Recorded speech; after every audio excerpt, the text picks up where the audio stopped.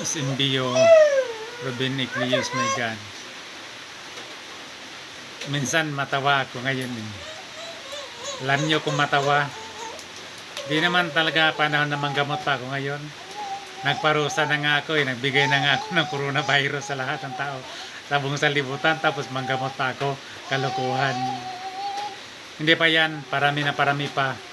Kaya doon na natin malaman yung sinsya talaga sa mga doktor, sa mga DOH, yung mga pare at sa mga pastor.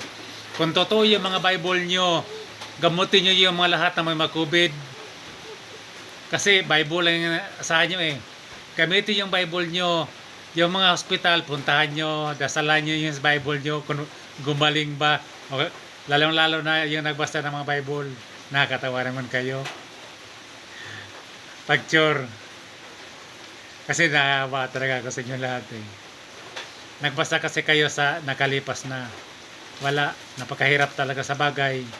Ang hindi maniwala noon, hindi rin maniwala ngayon. Ang hindi nalitas noon, hindi rin malitas ngayon. Kaya ako ulitin ko, patikim pa lang yan, marami pang kasunod yan. Matira na lang talaga maiwan. Kung sino ang matibay, maraming panangga sa buong katawan, at saka sanay sa no food, no drink, sanay sa fasting, yun na lang talaga maiwan. Kaya sabihin natin, Diyos nun ka, mabait ka na tao, pero hindi ka rin makaligtas sa sakuna. Kasi balik talaga tayo sa sinaunang panahon na no food, no drink. Walang makain at saka walang mainom. O paano na yan?